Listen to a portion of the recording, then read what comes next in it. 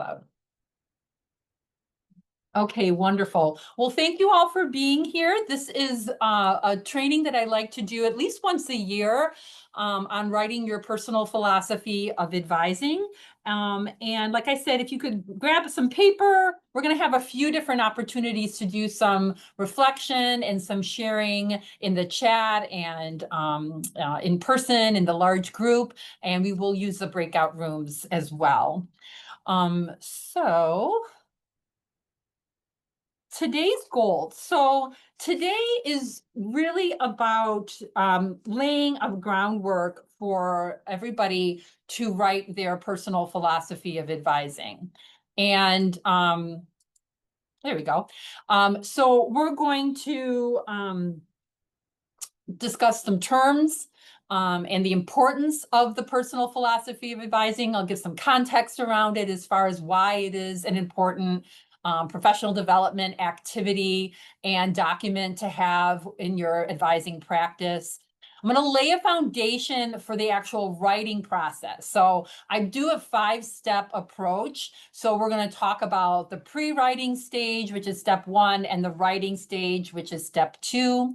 We're going to do some reflection throughout. So like I said, some in the chat, some on, privately in a journal, some in a breakout room, and then we'll come back and discuss.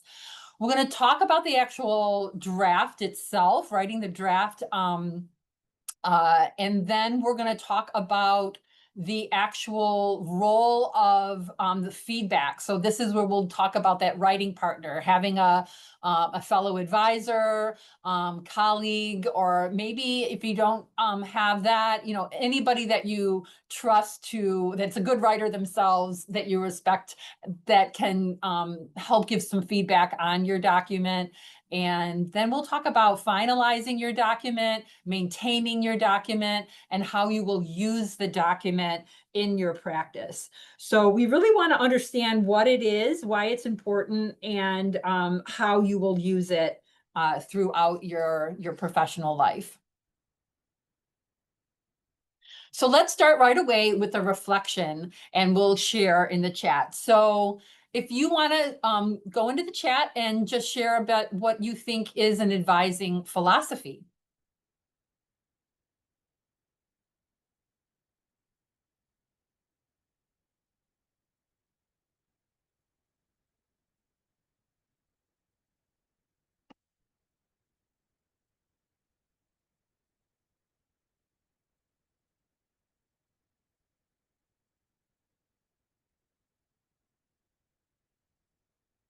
Oh, there's Laura. Thank you. Guiding principles that shape interactions on a daily and long-term basis. The how and the why, like that, Shauna. The perspective that you take in your advising approach with students. A statement that outlines your values. I love the values word. One's thoughts on what they believe advising is, your approach to supporting your students. These are all fantastic. A lot about your approach, your values, your perspectives, your principles. So all of these are exactly right. It is a summary, and it is about beliefs. Exactly, Len. Principles, excellent. This is fantastic. So the next question is, and you can unmute yourself if you want to, if this is a little bit harder to write in the chat, is how does your philosophy differ from advising theory or advising approaches? How might it be different?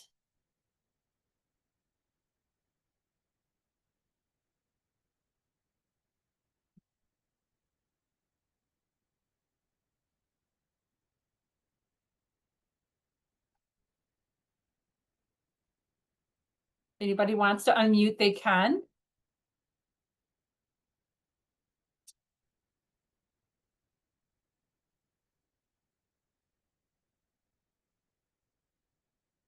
Hey, this is Rachel Kate. Hi, Rachel. I feel like your philosophy could take from multiple theories. Like you could take some ideas or some themes from different places. It could also take from personal experience, and it informs your approaches. So you're using it to help kind of center your approach and your practice so that when you're working with students, or just within the profession, it's kind of always bringing you back to like your core way of thinking or your core modalities of functioning with students? Yeah. So what I hearing is it's informed by of advising theory and advising approaches. Um, and so and I like what I'm seeing in the chat too. It's like how you personally take the theories and approaches that maybe you're drawn to anyway, and that you think about and that you see yourself using, but it's informed by those things. And in a way, then you reflect that back when you're using those approaches in theory. So it's kind of that Gordian knot, right? It's like that you're taking those things that really influence your advising, that you think about, that you're drawn to, that you're reading about and seeing in practice, but it informs that philosophy, right? So I'm reading in chat. Yeah, it's like you're more personal, and it catered to the experiences that you want yourself. Oh, that's good, Michaela. The experiences you want yourself and your students to have when working together. I like that. It can change, Mary, right? More often. And it isn't so black and white as compared to your theory. Your philosophy is a multiple of everything you believe rather than one thing, right? So the word personal philosophy is what's key there. And we're going to talk about this later, but we change, our views change with our experiences, with our life stages, with the more students that we see. And so absolutely, in your philosophy is going to change and it's going to evolve. And that's why we have to constantly reflect on it and update our documents. So absolutely. So I just wanted to get you in a mindset of thinking about philosophy and how it might be a little bit different than theory and approach, but not that far off. So it is absolutely a set of assumptions and beliefs. It's personal, right? And it is your set of assumptions and beliefs about advising, academic advising, and the role of advising. It is about students and student behavior. So if you've been here long enough, we generalize sometimes about students and, millennials, Gen Zs, Gen Xs, and we have kind of theories and broad stroke comments that we make, but our philosophy is informed by that. And the way that we approach students is informed by that. It is about our assumptions and beliefs about higher ed, right? And student success. And so we take all of that, and that, kind of informs how we handle situations, how we help students solve problems, how we help students make decisions, make meaning out of their degree. So it absolutely is all of those things. And it is heavily, heavily influenced by advising theory.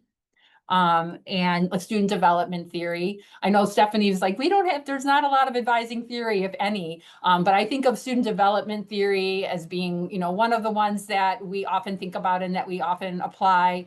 But there's a lot of advising approaches. So we think about, appreciative advising, strength-based advising, motivational interviewing is often an approach. There's a variety of different approaches that we read about, that we think about, that we apply. Intrusive advising, right? That's an approach. It is absolutely informed by your personal interests, the things that you're drawn to, or maybe that you have in common with your students, your own education and training. Where did you do your undergrad? What kind of college experience did you have? What kind of relationship did you have with your advisor? The training that you do, that you expose yourself to, and the different, types of trends that are out there, that we see in training. We talk about AI, that's been had a big surge in some of the trainings that we've seen. Also your life experience. I have to say that when I first started as an advisor, yes, I was young, right out of undergrad, and then how I advised when I, worked with different populations, when I became a pre-med advisor. And then obviously, when my kids were college age and I put them through college, and I was a parent and I had that experience of parenting a college age kid and saw it from the other side and had, my kids being those college students, that influenced my theory and or philosophy of advising and my approach. So it is all of those different things. And those are the things you want to tap into and reflect on when you write your personal philosophy of advising. So, but what else is it? So it is absolutely a written document. So there is a lot of in the literature that talks about the importance of actually writing your PPA, not something that you could just, talk about or speak to. It is critical that it actually be a written document, and putting it into words of how your philosophy impacts your practice. And absolutely what Michaela said, what you want students to come away having experience from having an advising session with you. And I talk about that in my personal philosophy as well. It is a living document to that point about it being impacted by your life experience and by the students that you see and maybe the trends that you see in students at different times. So it is something that is constantly changing and evolving, and that you need to then maintain by editing your philosophy at given times. Yes, it should be in line with, maybe the university's mission, because it's going to be influenced by the university's mission. Wayne State is its own unique university, and this is where you're gaining your advising experience. So the Wayne State student, the Wayne State mission, a school of access, and in large, city public institution, all of those things are going to impact your experience as an advisor, and the mission of the university is going to rub off on your philosophy as you reflect on it. Wayne State is very fortunate that our advising community has developed its own vision statement, mission statement, and guiding principles. So yay us. We have those things that we can look to that's been developed by our community, our colleagues, and we can look to that and reflect on that and think about that as far as our advising philosophy as well.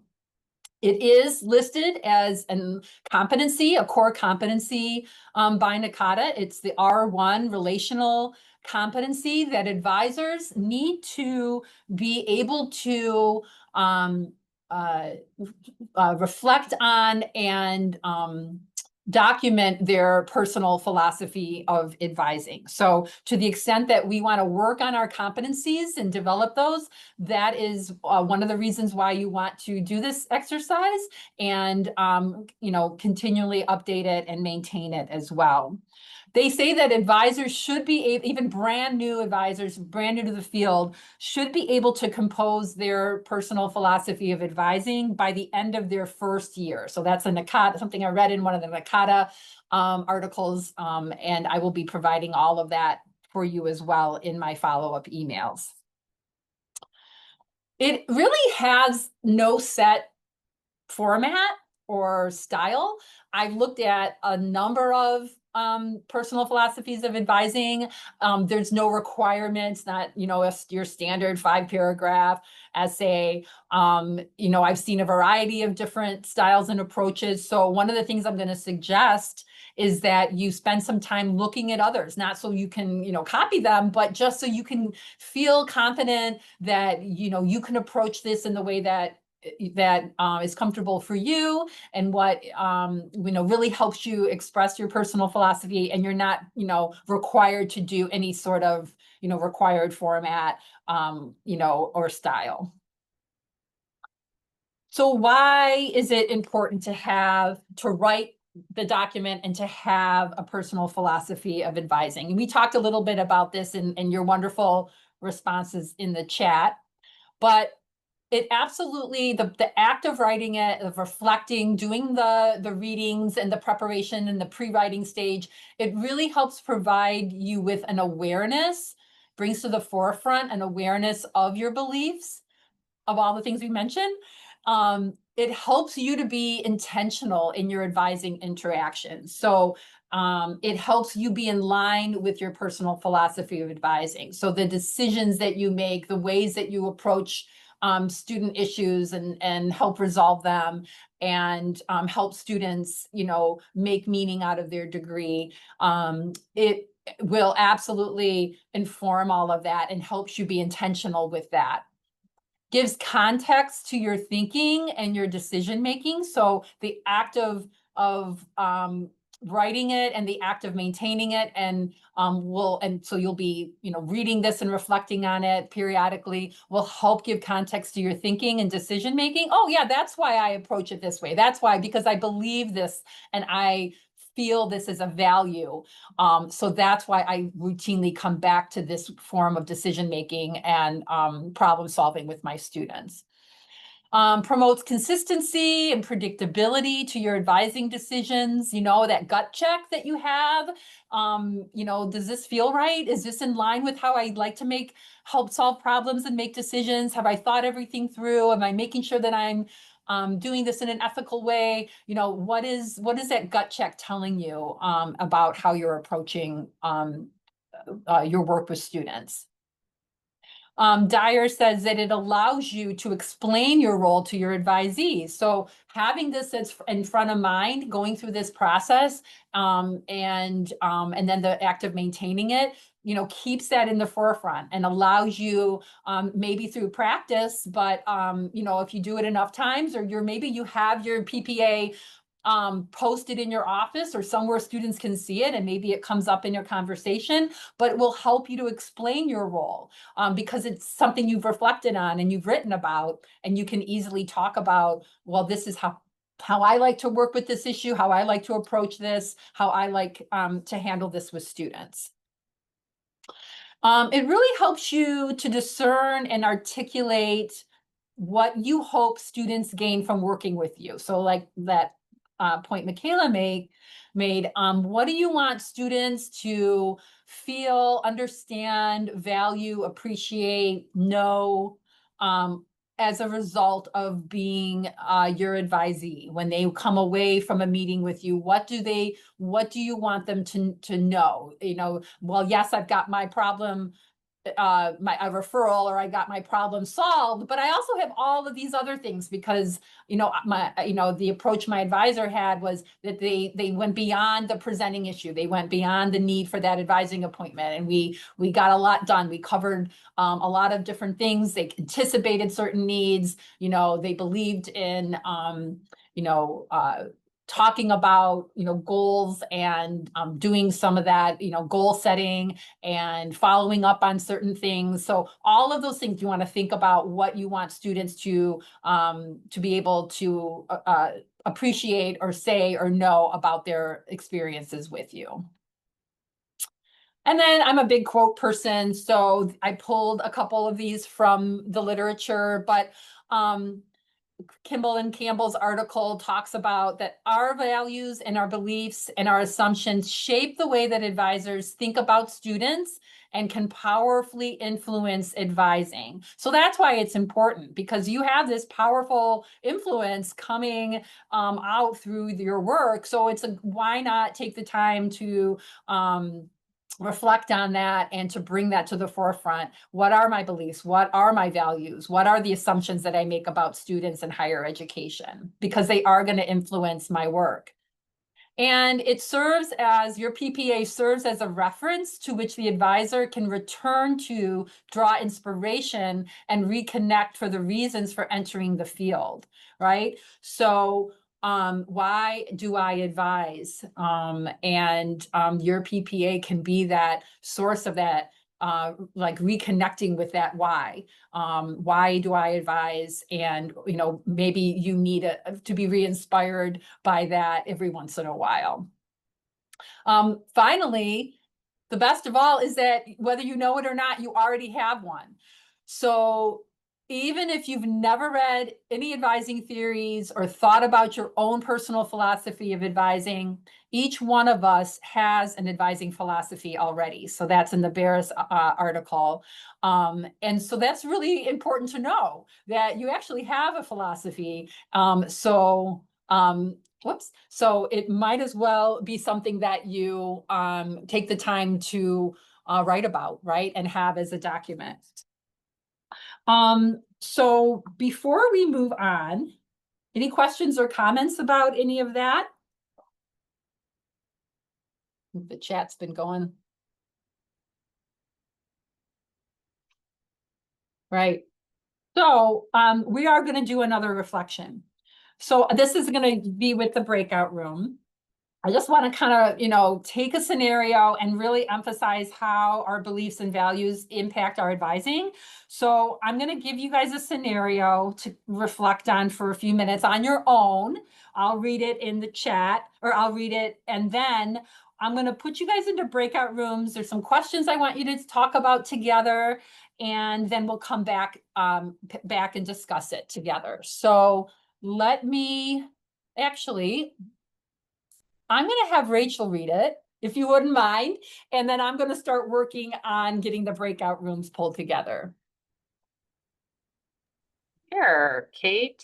Okay, so scenario, a first-year student, Alex, has come to you having struggled in their first semester. Alex earned a 2.0 GPA with a particularly low grade in their intended major's intro course. Alex is now unsure if they are suited for their chosen major and is considering changing it. However, Alex's parents are strongly encouraging them to stick with their original major choice, as it is a high demand field with good job prospects. Alex shares their concerns and feelings about their academic performance and major choice. Alex expresses frustration and self doubt, feeling that they might not be as capable as their peers.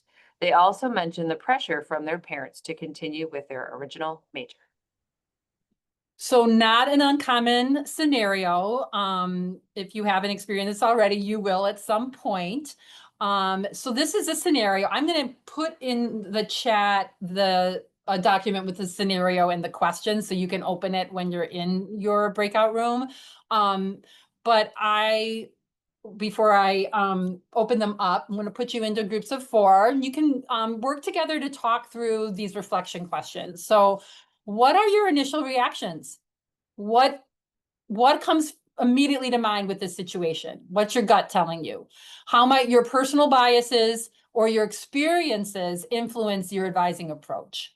So think about that. Think about, how do you balance supporting Alex's autonomy and making decisions about their major with the external pressures that they are facing from their parents? So think about what your gut's telling you with that, what your views are, your values are with that, your approach to that is.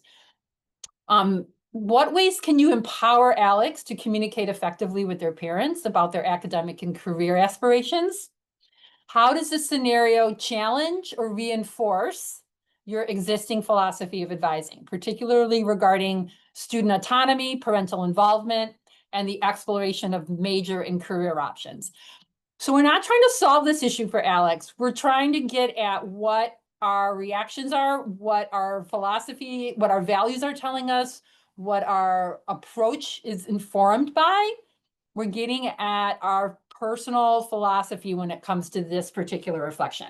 So I'm going to open up the breakout rooms. We're going to go in for about 8 minutes in smaller groups so you guys can share together. And as soon as because I know you won't remember these, I'm going to put a document in the chat that you should be able to open. So here we go.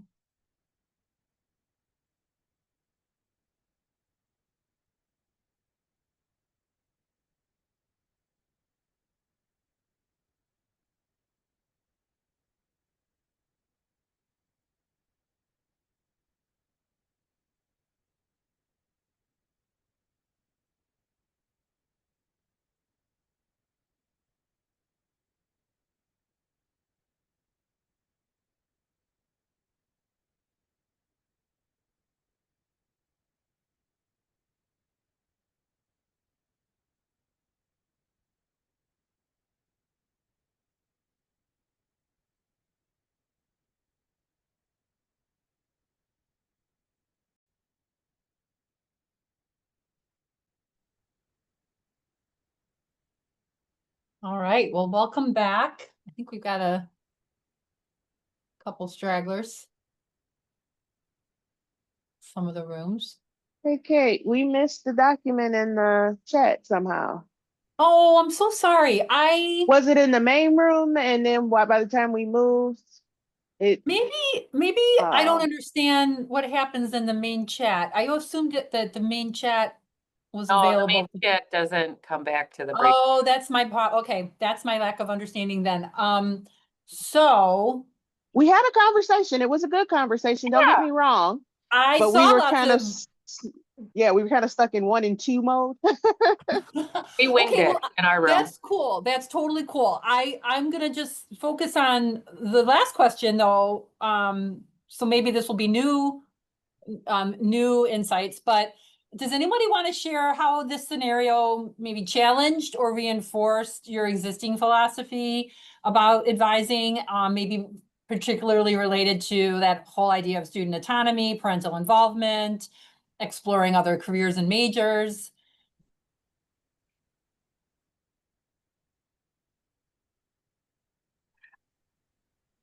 Oh, I'm raising Yeah, my Rachel. hand like you don't have a million like faces you're looking at. I feel like I deal with this a lot with some of my students who are, I'm pre-med and now I want to dance or something like that, but I don't know how to tell my parents, or I've been telling the world for years that I'm going to be a doctor, and so I don't know how to even have that conversation. And I feel like this plays a little bit to what my advising, I don't have a philosophy yet, but maybe what it will be someday. You Um, do. but that's true. Everybody has one. I did hear you say that. But that idea of helping the student create their own narrative, by just giving them the space to talk about it with someone, like I have no investment in what they choose as their major. Like I don't care if they're a doctor or a theater major. It doesn't. Oh my gosh, yes, Laura Ashiora. Um, there was a student that we shared that was very much that way. But it's like, but I'm a third party, but I'm here for you to just talk about it. And then what I can do is point out things to you. I can be that mirror where it's like, and I did this with a student where it's like, did you notice your body language? Like when you talked about being this, you looked super stressed, your shoulders, blah, blah, blah, blah. But when you talked about this and or these courses, like you smiled, you were so excited and stuff like that, or you use these types of words to describe these things. And they're like, oh, I never even realized I did some of those things. And so just helping the student kind of like see some things maybe that they didn't Mhm. even realize that they were doing or saying, and can be, I think, really helpful. And maybe with students like this, that's kind of just something that happens in my office a lot. For sure. So that taps into your values around student autonomy, Yeah, but being, I think it's like often creating a safe space for all students to talk about Mhm. their academic journey in any Mhm. context. Mhm. Mhm.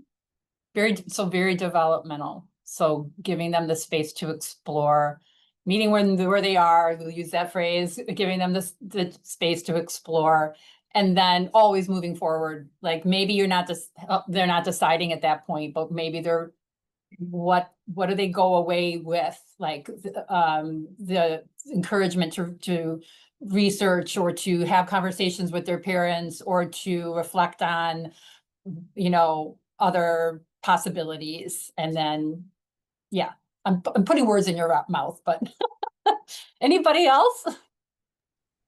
I can share an experience I had with a student where like this is kind of like my first experience with this. It was a student came in and he was in like his final year and talked about how much he did not like his major and he liked a different major better. And I said, well, what's stopping you from going? And he kept saying his parents or his family. It wasn't his parents, it was his family had chosen. And I do know that some religions actually will have the family choose the field of study for each person And I kind of suspected that that may be happening in this situation because it seemed like there was a very heavy influence and this student was not able to branch out and Mhm. go against the family. And I like, and I kept thinking about like at first I was like, oh, this is a no-brainer, if you don't like this major, go for the other thing. But then I had to stop myself and catch myself and think, is this just my bias? I am coming from a place where I've had the privilege to choose um my major and make my choices for myself without that added weight of involvement from my family or from a religion that's, dictating what I do. Um, so I had to catch myself and then I had to ask, is this something that you can ask your family? Is it something you can approach them? And they said, no, it's probably not. And I said, well, if we look at your what the classes that you have left, you could do a double major and do both of them. That way you're appeasing your family and also getting your needs met. It is doable. And so we talked about that plan and I said it's up to you. And if you want to come back and explore different options, if you want to change, I'm always here. I'm always willing to listen. So I had to, in that situation, I did have to catch myself because I remembered from an intro to religion class about that. And I remember thinking that, oh, I'm glad I don't have to deal with that. Right. So yeah, so that I appreciate that a lot. And the thing that I was thinking about was, what is in, so thinking about what you view the purpose of education and checking your bias. And that's what this is all about. That's what's critical about this reflection piece is your philosophy and where it kind of bumps up against where other philosophies are and are influencing the student as well, meaning their parents or their faith or that sort of thing. Um, you know, I was raised by academics and not at all in practical fields. My parents were classicists, so I mean, I was almost as neglected as a first gen student, very little influence, very little hands-on pressures about majors. The idea of like education is and for its own intrinsic value. It's for, the betterment of your own mind and your brain. And yes, for, the benefit of society and what you bring the world as a result of that education, but very little about what that needs to be or has to be. It's very much about what is it that you are drawn to and what resonates with you, and the rest will follow. So that's how I was raised, but I also advised at Wayne State where that was absolutely not the case for many students. So, tapping into that, what that potential bias might be, and finding ways to, like you, suggest ways that they might be able to have the best of both worlds, and if that's possible. Anybody else will have, if there's another thought out there, we can want to share that. There is one in the chat, Kate, from Len, and Steph Oh. responded. I was interested that it was interesting that we looked at scenario with problem solving. I think the challenge was to sit back and actually listen to the student. Yes, 100%. And ways to get the student to open up about the situation. So that's right. So the value of, you might not be able to change the outcome, but to Amber's point, this is a safe place where you can absolutely talk about what you're feeling and the pressures that you're feeling and what you would do if you could. So I think that's absolutely a value as well. The act of listening and allowing the student to talk through what they're experiencing. So And I that I think, could see that in a PPA as well. I'm sorry, go ahead. Oh, Erica. oh, I'm sorry. Looking at our scenario with Alex, the first year student, and, in a major that their parents have basically chosen for them. I see this quite often as we discussed in our breakout sessions. So a lot of times I bring my personal experiences into my philosophy because this is pretty normal in our college. And I've been in these situations with students and just the struggle to address their parents, and just using, my own experiences to help the student make decisions about what they should do, giving them the space to look at what I did, how I approached my challenge, with having a major I did not like, and the cost factor. That's often something I bring up, how I ended up going back to school to get a completely different degree, which obviously cost me money to do that, because I went into something initially that I did not like, but I was kind of pressured into it because my parents felt like business was, you know, a much more demanding, degree for a student. Right. So, yep, so that could absolutely tap into your philosophy, where you might write about that approach, the self-disclosure, how that's an important, philosophical approach that you have, where you will disclose your own, background in your scenario, and how, that informed, might inform other people's decisions, and being open to sharing that and giving that background information. So I could see that absolutely being part of your philosophy. That's wonderful. So I'm going to reshare my PowerPoint. And then we'll get into some of the nuts and bolts of actually writing your personal philosophy of advising. So that got your brains thinking about the what a philosophy is, and what is included, and what it's informed by. But I want to talk now about the actual steps to writing the personal philosophy. So I kind of put them into 5 different steps. And sorry, I'm trying to move my control panel here.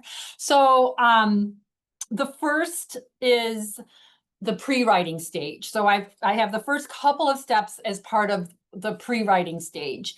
And pre-writing is as maybe you've talked to students about, really makes up about 80% of the writing itself. So 80% of it is preparing to write, right? And 20% is actually the writing.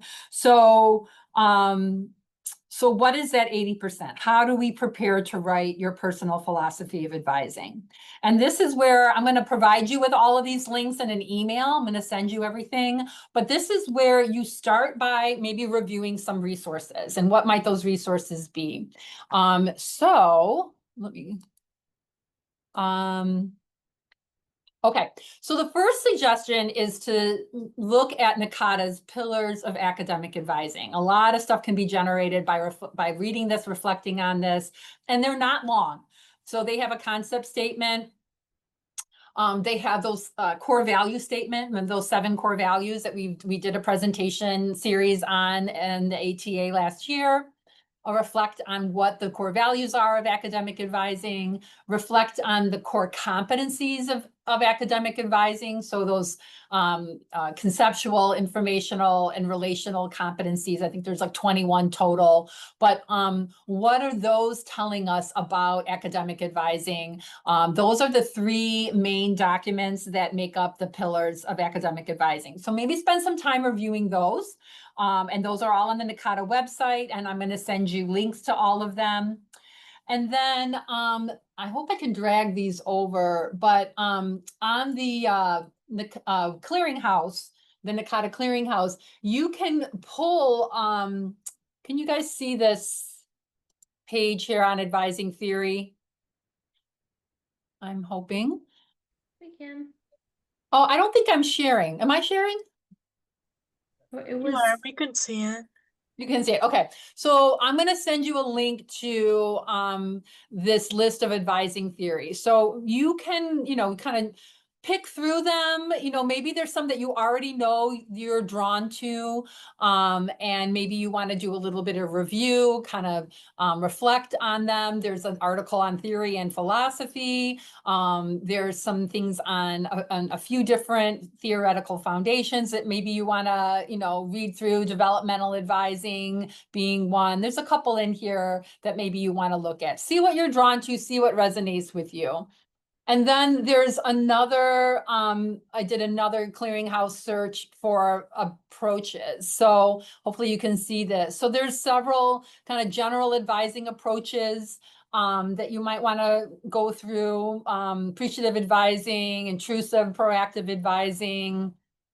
There's Socratic advising, hermeneutic advising, narrative advising, which I love, general advising articles here. So maybe you want to kind of cherry pick through here, see what resonates with you, see what things that you're already drawn to. Maybe you've gone to some sessions on this at conferences or different things, and that kind of really feel like they're an approach that you're comfortable with, that you like. This is all things that influence your advising philosophy.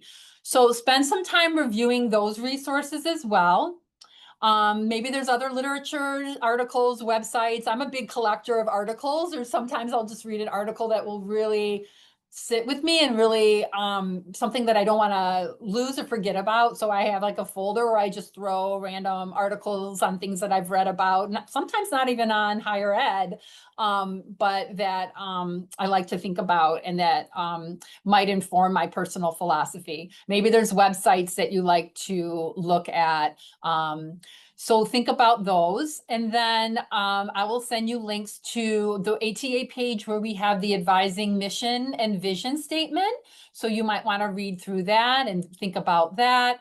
We now have the guiding principles of advising. So that is also on an ATA webpage. So you can spend some time reading through those. And then the examples of advising philosophy. So there's two web pages. One is the NACADA website has a personal philosophy of advising web page. And way at the bottom, hopefully you can see this, it's an article. Is this the right one? No, this is, oh, this comes in later. Maybe drag this away. There is a personal philosophy of advising webpage, and on it, here it is, they have hyperlinked philosophies that have been sent in from all over. So, and you see at the bottom here, we have Denise Thomas from Wayne State. So this is where I think you should spend some time just kind of reading other people's personal philosophies. We also have on the ATA website, and this is what I'm going to make an appeal for at the end as well. I would love to grow this list of Wayne State personal philosophies. So as you guys work on them, write them, work with your partner, if you complete it and you wouldn't mind letting me post it here, I would love to grow this list and be able to show that we have a strong repository of personal philosophies of advising. So these are all great resources. And then the second thing that I would love to do with you as well, a little bit today, is the step 2. And this is where we get at kind of some prompts and some reflection questions that will help you tease out, you know, some of the things that you want to write about in your personal philosophy. So there is an article on the Kata that talks about the personal philosophy of advising, and it has some questions at the bottom. And so I'm going to send that to you for you to really focus in on those questions. And then I'm going to drag this over. There is a statement of advising philosophy prompt. So one of my favorite websites is the Berkeley Advising Practice website. And so they have this set of prompts that you can spend time thinking about and journaling on. So how would you answer these questions? This will tease out your personal philosophy. My greatest strength as an advisor. I think my greatest challenge as an advisor. So I'm going to send you those as well. And this is where you can do some journaling and some reflection. And so let's talk about the audience. So as you think about how you're going to write your personal philosophy of advising, the question is, who am I writing this to or for? So my audience is going to be myself. Yes, this is a document that you will use as a professional development exercise. So the audience is yourself, the importance of writing it for your own practice. But I would also like to suggest that you're also writing this for your students. Now, you might edit it a little bit, maybe the one that you send to your students or post in your office or include as a link on your, your website might be a little bit different, but think about your students as a possible audience for this. And then maybe some colleagues or other student success professionals. So a lot of times you're going to send your PPA when you maybe apply for other jobs, or you apply for an award through NACADA, or you apply to be a contributor to an author of a chapter. Oftentimes they want your personal philosophy of advising. And so you are actually also writing this as from advisor to advisor, for your colleagues or other student success professionals. And so all of the above. So really think about this as, yes, a personal exercise, but also with your students in mind, and is something that you will share throughout your career with other advising professionals. So this is where I'd like you to grab some paper, if you don't mind. I want to set my timer for about 5 minutes, and I would like you to choose one of the following, and we're just going to do a little bit of a 5-minute journaling exercise on one of these questions. Why am I an academic advisor? Or what are my most effective advising skills? Or how do my students know they matter? So these are the 3 prompts. You can choose one of them, and I'm going to set my timer and you guys can start to journal. Starting now.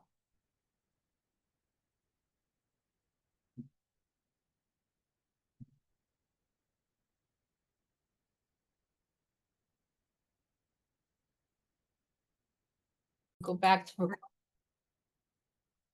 All right. Am I still sharing my screen? Just making sure you can see. Okay. Thank you. So you may have just gotten started, or maybe you have some kernel of, of a start to your personal philosophy of advising. Maybe what you're writing right there is forming maybe a central theme or a central idea, and then you will add other things, you will do other reflections, you will use some of those resources to kind of maybe, flesh it out a little bit more. But you may have gotten started on that 80% of the pre-writing stage to writing your personal philosophy of advising. So let's move on with writing a draft. So you've done reflected on some of the resources, done a little reading on theories and approaches, read some of personal philosophy of advising, done some of those journaling, and now it's time to sit down and write a draft. So you're going to use all of the ideas that you generated in the pre-writing stage to actually create a draft of your personal philosophy. Now, I'm not trying to mess with anybody's writing approach. I know people have, the ways that, get them started and get them going. But, these are just some tips. And NACADA used to have a writing Saturdays, or they used to have like a global writing initiative where they had ways of bringing people together to kind of write together in one space. And I know that a lot of campuses do have that for graduate students and other people. But this might be just where you go to what helps you with your writing. And so these are just some tips that, I've generated for myself, for my kids, when I taught FYS. I love the idea of just starting it. So it's always so daunting, and you keep putting it off thinking that you've got to, start from the beginning and complete it, but you really just need to start it. And a lot of times you set aside a little bit of time and you look up and you've actually written more than you thought you would have, and you've gotten further than you thought you would have in that session just by starting it. Give yourself 30 minutes a day. You want to protect that time. Maybe it's a lunch hour, maybe it's, you know, a time when you're at most awake. And you want to set that time aside and not let anything get in the way of it or disrupt it.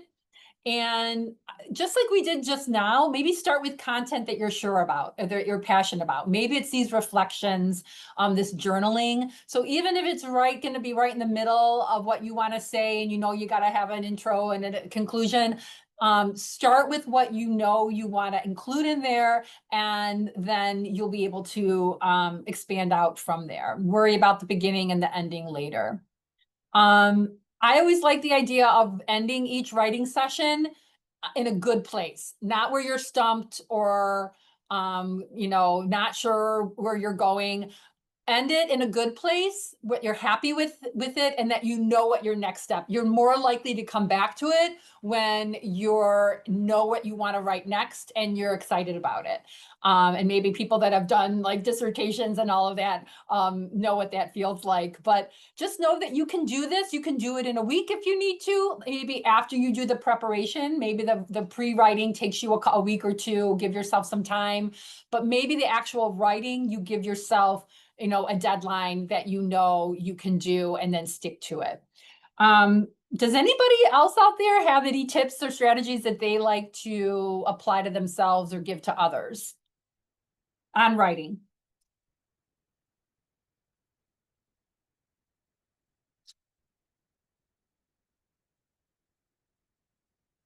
Not so much. All right. It's a personal thing, right? You know what works for you.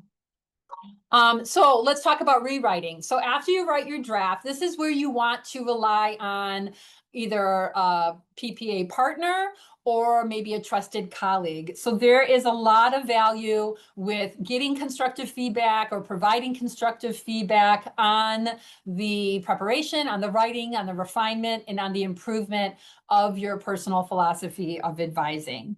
So some of the things that you want to rely on your colleagues or your personal your PPA partner for, you want to make sure that your document's well organized, that it's clear.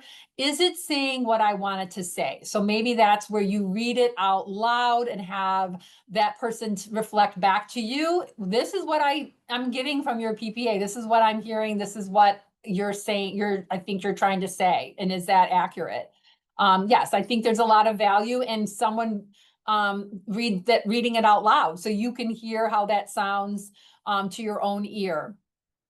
I like the idea of giving that partner, giving that colleague the permission to ask you about where you are with your writing, how you're doing, how's it coming. That maybe feels intrusive for other people, but give that particular person permission to ask you and to maybe hold you accountable to some of your goals and your deadlines that you have, but also permission to ask you about your writing process, about what you're saying, and what are you trying to say? What are you trying to, what is this paragraph supposed to say?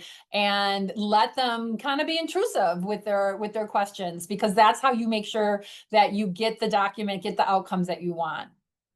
I like the idea of committing trust, time, and talent. So you are, for that other person, you are committing that they can trust you with their innermost thoughts, their draft, something that's not perfect, something that might be confusing or clunky or not quite how polished. You're giving them trust that you will take that document, treat it seriously, and that you will give it the time. If you're going to enter into this arrangement with somebody else, they're going to give you their time, you're going to give them your time, and their talent, that you're going to give them your best ideas, your best thoughts, your best insights, and they're going to give you that same thing back. So trust, time, and talent when you're entering into an arrangement with somebody's personal views and values and thoughts and philosophies. And I think there is a lot of value of having a fellow advisor be that person. Number one, because they know the profession, right? So who better to know if you're saying what you think you're saying than somebody who knows your profession, who knows what advising is and what it means to have a student appointment and what it means to, have some of these scenarios where you're problem solving and helping students make meaning and how your own views can impact that. And also this person, eventually you want to talk about how you're going to use your personal philosophy so that other advising professional will understand maybe, how you're going to use it with new students or post it or have it be something that you share in your intro, your welcome email every fall or every term when you have new students, or once you find out you have a major changer, are you going to send that out? Someone that really shared that process with. So here's my suggested meetings or deadlines that you might want to set with that partner. So I think after the first two steps where you're, reading the advising theories and approaches, mission statements, vision statements, guiding principles, and where you're also doing those prompts and those journaling responses, maybe if you do a week or two of doing some of those exercises and resource checking, maybe that's when you set your first deadline. So let's check in, let's see how we are, how we're doing. You haven't really written anything yet, but you're ready to go. Are you where you are, where you can start the writing process? So that might be one check-in that you agree to from the beginning, give each other a couple weeks. And then you have that deadline where you have to have that draft written. So after you check in about the pre-work, when do you want to check back in about our draft? So maybe it's a week or two. You set another time to meet, and that's ideally when you want to exchange those drafts. And then you have that meeting. Maybe you give each other a week to look at the draft, maybe jot some feedback down, make some notes that you can come back to and have another meeting with that colleague and really talk about the feedback that you want to give. So set that deadline for that review. And then you go away and you will work on incorporating any of that feedback, any edits, anything that you want to do to refine your draft and actually complete your document. So another week or two, and after which you will come back together and you will have that completed draft. And that's maybe where you want to talk about how you want to use the philosophy in your practice, maybe how you think you want to maintain it. I'm going to share some ideas on that as well. So these are 4 deadlines. You might not want to do 4 deadlines. That might be a lot, but so you can pare it down. But definitely you need to have that deadline for your draft and a deadline where you can then come back and give each other feedback. Then, that might be, the 2 deadlines that you end up choosing. But I think it's good to, think about how you might want to, share about the use and maintenance of it. Has anybody here written their personal philosophy or started it or have a draft going? Are you all new to the process? Okay, so you guys are all new to the process. So some of you have asked to have a personal philosophy of advising partner when you registered for this workshop. So I'm going to reach out, introduce you to your partner in an email, and I will add all of the resources, all of the websites and everything, and you will get that email within a few days. Others of you that are going to use other people, maybe have other people in mind, you'll still get an email with all of the resources, all the links, all of the prompts, all of that. Watch for that probably in a few days. I still want to, oh, sure. I had a quick question about that, yeah. Catherine. So I initially said that I was just gonna work on my own with it, but I wanted to switch to getting a partner, so I just want to make sure that I let you know that. No problem, Leah. I'm writing it down right now. And, Thank you. yeah, absolutely. I like to also zero in on those that have attended. So we'll kind of work within this group that's here as well. All right, let's talk about the final step. So we already talked about those meeting times where you might want to agree to come back after the feedback and other edits have been incorporated. So step 5 is finalizing your PPA, make your final version, and then it's all about how you use it and how you want to engage in that continuous review of that living document. So about that continuous review. So here are some suggestions on how you might want to set key times to review your PPA. So revisit it periodically, right? As you gain experience, as you grow professionally. So maybe you don't want to, wait every 5 years. Maybe you want to think about reviewing it with every promotion process. So that might be every 3 to 4 to 5 years. That might be a good time to, as you put those packets together, as you prepare to go up for promotion. I would hope you would include your PPA. I think that's an important piece to put in some of your documentation, but that would be a good time to set to really dig in and review your PPA. Absolutely, when you are applying for new positions within the advising field, I would hope that you have that document and that you absolutely include it. It is one of those things that is not just a Wayne State document. It is recognized and valued everywhere. Anybody that looks to NACADA for their professional development should know about the PPA and should absolutely value it. And it will be, if not expected, an impressive part of your submission of your application. When you have professional opportunities that come up, so I mentioned before, submitting for awards like NACADA or MIACADA awards, you should absolutely include your personal philosophy of advising. When you are submitting to, when I submitted to write a chapter in an NACADA book, I had to include my personal philosophy advising. There's other things that I've seen in NACADA to apply for, and they want your personal philosophy advising. So why not have it on hand and ready to go? And that all you have to do is do a quick review, maybe edit it, maybe do a little bit more if it's been a while, but pretty much have it in shape and ready to go when it's time to submit for that. And anytime you're updating your CV, so this might be every month or every few months. I don't know how often you guys do that, but I know as you're adding trainings that you've gone to, workshops, conferences that you've attended, places that you've done presentations, if you're doing that once a year during the selective salary process, maybe that's the time you could set to also review your personal philosophy of advising. So these are just some ideas of where you could do it periodically, maybe every year or maybe every few years. And now let's talk a little bit about the uses of your PPA. So from a professional standpoint, think about linking it on your departmental webpage or directory profile. So I know some of you have on your websites, meet the advising staff.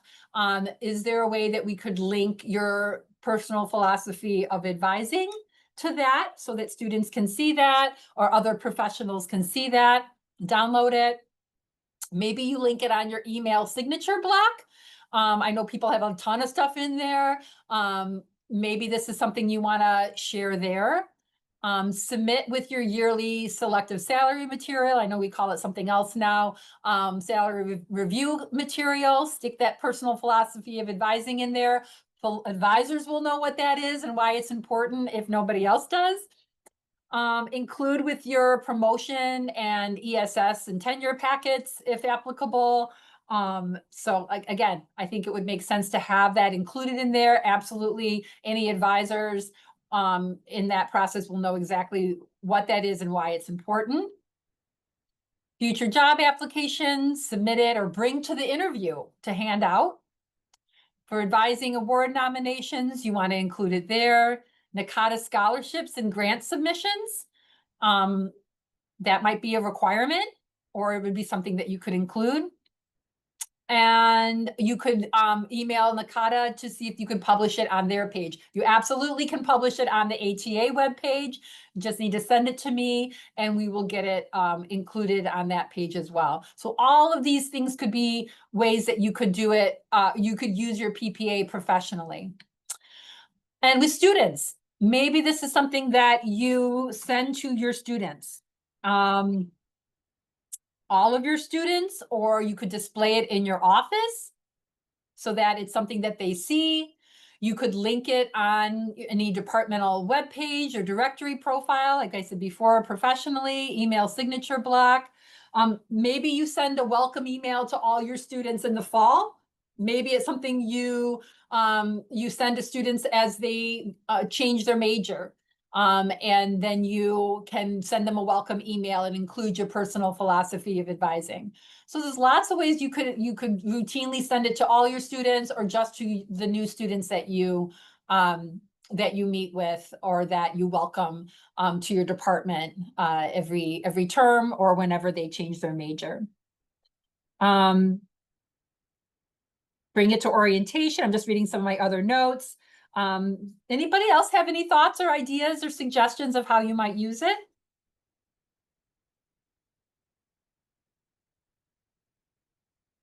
I think you could maybe create a version for your professional use, and maybe if you want to kind of edit out jargon or theories or approaches for the student version of it, you could always think about having a version for students. That's where you might share your, background or your journey, yourself, your own educational journey, and maybe self-disclose some things, some of the things we were talking about, Erica, that might inform your personal philosophy. Just some thoughts of how you could make a version that's a little bit more student focused, or keep it all as one document. That's up to you.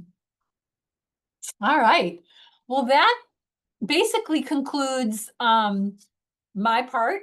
And I have, let's see, just a couple resources. I do have, as Shauna mentioned, I do have all the 5 steps and all the resources linked on the ATA website under resources. There's a writing your personal philosophy of advising page, and all of it is there, but I'm going to send you an email with all of the links and everything, so you have it at your fingertips. There is the TBH community page on the Nakata website, and last time I checked, they did have resources for your personal philosophy of advising on there as well. I think some videos and that sort of thing. So that's kind of the community page that kind of oversees that aspect of the Nakata approach to your practice. So Laura, would you like one? You would like a partner as if, okay, absolutely. I'm going to write that down. No problem. All right. Well, I'm going to stop sharing and stop recording if I can.